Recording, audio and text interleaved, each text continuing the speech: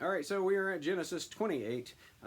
So Isaac called for Jacob, blessed him, and said, "Do not marry any of these Canaanite women. Instead, go at once to Paddan Aram, to the house of your grandfather Bethuel. Marry one of your uncle Laban's daughters." Okay, so it's really like Rebecca went at the very end of this last chapter to Isaac and kind of planted that in his head. I was like, oh, I hope he doesn't wind up with one of these Hittite women or one of these Canaanites, right? So, Isaac is going, all right, cool. So I want you to go do this. I'm going to bless you anyway, even though I've already blessed you and given you your brother's blessing, but we're not talking about that because I love you. Go over there, marry one of your Uncle Laban's daughters. That's where I met your wife. Look at us, Marty, look at us. Sorry. Number 3.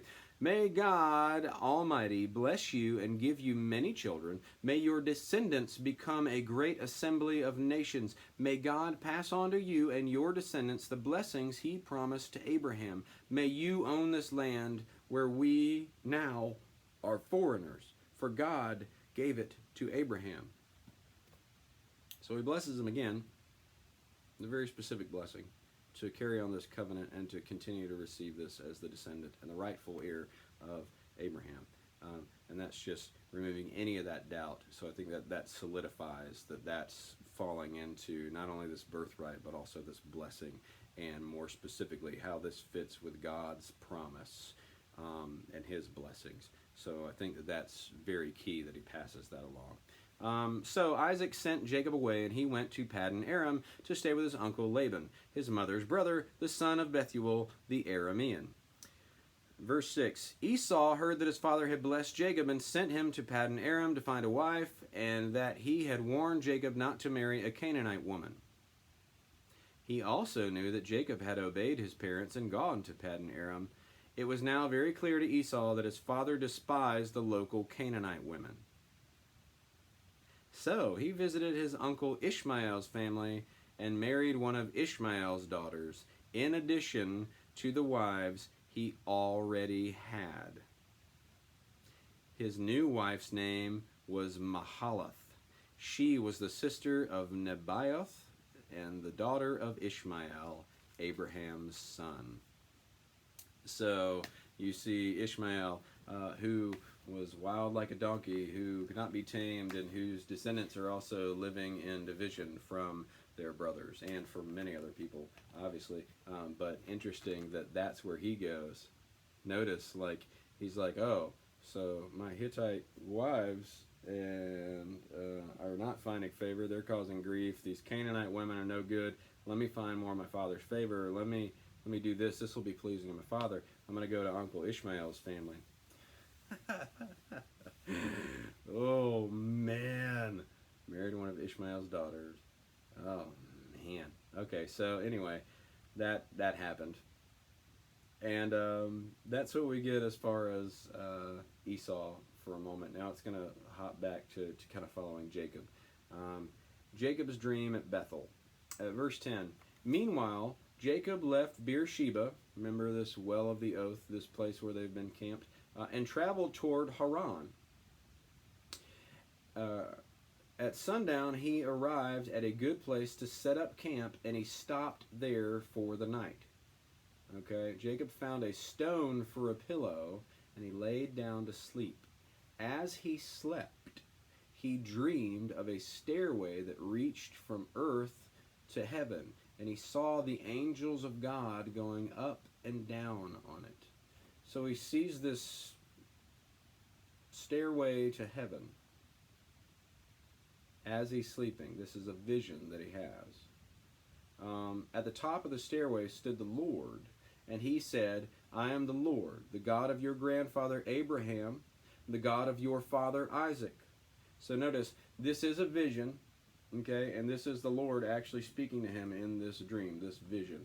And this is interesting that God is again addressing him specifically. He addresses him in a vision, and he is laying down this, I've been faithful and I've had this relationship with them. I am their Lord, their God, and I am here with you as well. This is really, really crazy. He said, I'm the Lord your God Lord, the God of your grandfather Abraham, the God of your father Isaac, the ground you are lying on belongs to you. I will give it to you and your descendants. I will. You have another I will statement from God, which is something that he's promised before, but we don't see it specifically with him doing that directly to Jacob yet, right? We've seen him speak and answer prayers from Isaac.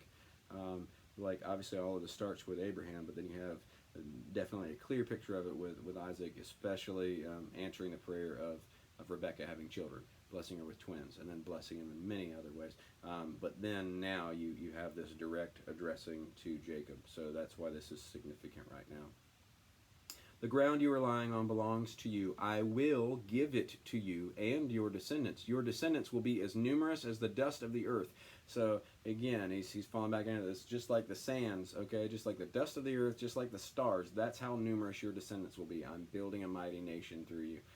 They will cover the land from east to the west and from north to south. All the families of the earth will be blessed through you and your descendants.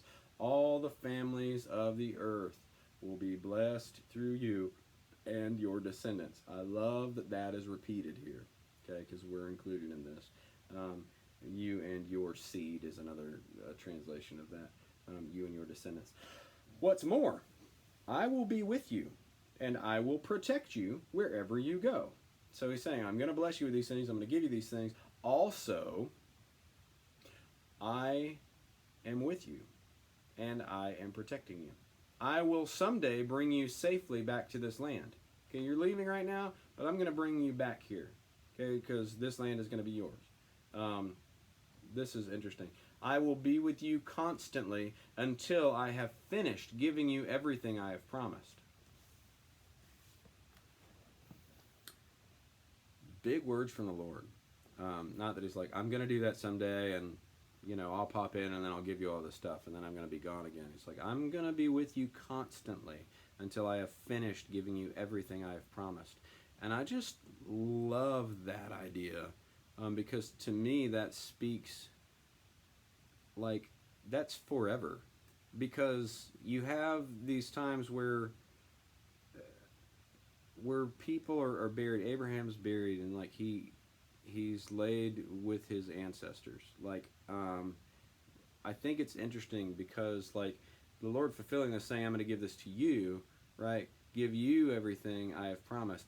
But he doesn't just promise, I'm going to give you this. He's promising, like, I'm going to give you this and your descendants, like, all of your descendants. That's part of this to you as well.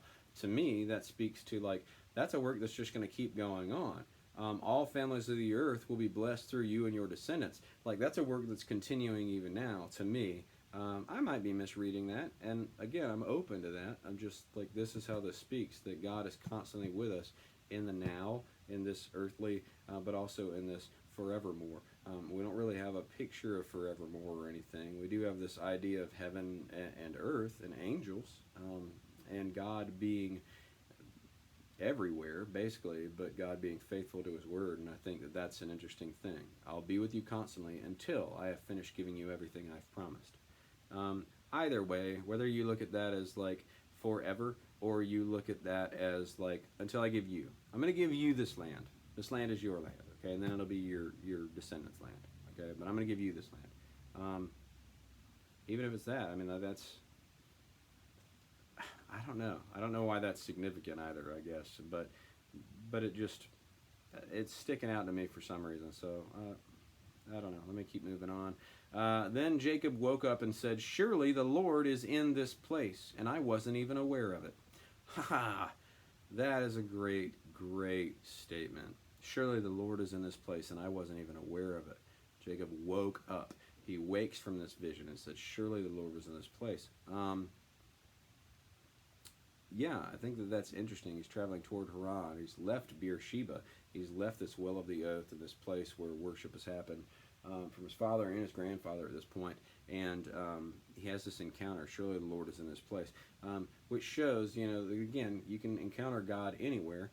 God is everywhere. God is faithful. God speaks directly to people. And God gives us blessings. But he gives clarity and he tries to give peace, saying, don't live in fear. I'm with you, and I'm with you constantly. I love that idea. But I also love that Jacob wakes up and he doesn't just go, that was a weird dream. He says, surely the Lord is in this place. I wasn't even aware of it. Now, verse 17, it says, he was afraid and said, what an awesome place this is. It is none other than the house of God, the gateway to heaven. The next morning he got up very early. He took the stone he had used as a pillow and set it upright as a memorial pillar, and he poured olive oil over it. He named this place Bethel, house of God, though the name of the nearby village was Luz.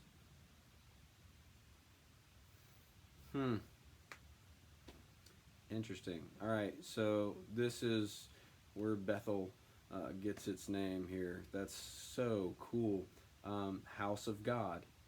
Yeah, I love that this is a significant place. There's a stairway right there to heaven in his mind, and he says this is the house of God. And that where he found his rest. He took the stone where he found his rest.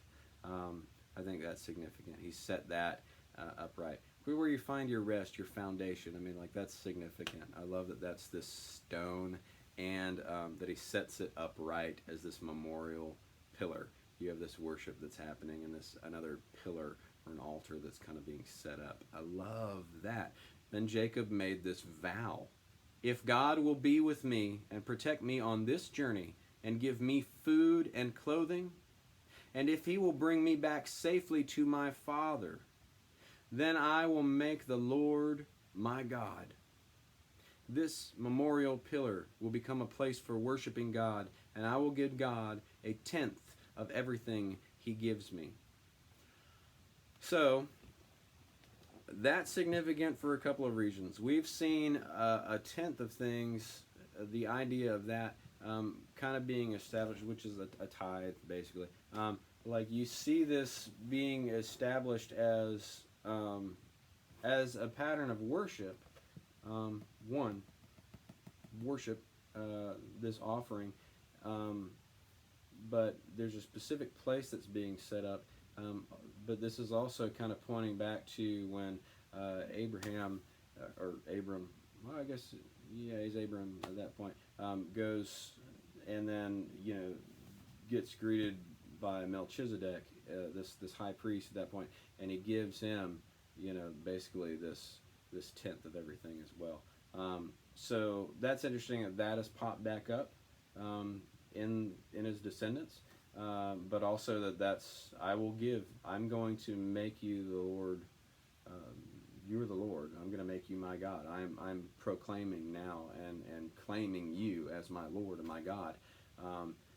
But it's interesting that he makes it as a vow. If you will be with me and protect me on this journey, give me food and clothing, if you will bring me back safely to my father, I'll make you my God.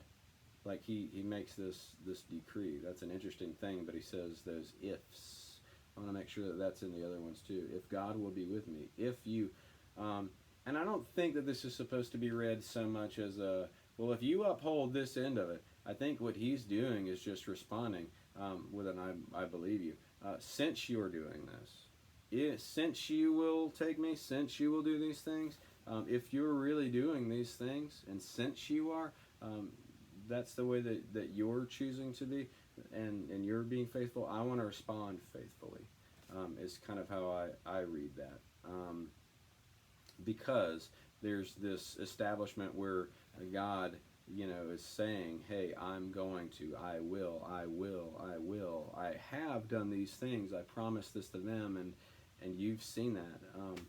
Now I will, and I am giving this to you.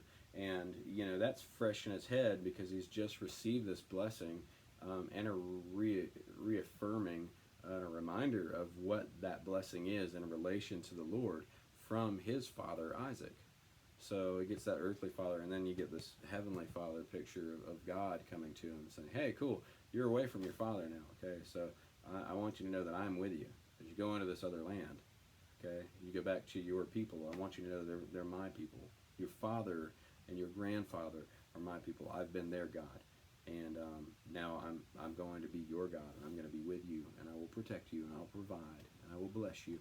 And I love that that's his response. Seeing the Lord's faithfulness and hearing it is that he's saying, well, I'm going to be faithful. Okay, I'll make you my God. I'll serve you. This memorial pillar will become a place for worshiping you. I will give you a tenth of everything you give me. So that's just a beautiful picture of responding to God's faithfulness with our faithfulness. And I know that I say this all the time. I love that, but boy, I love that. And I think that's a big challenge for us in this too. To realize that, the offering that we give God is not just some empty act of obedience.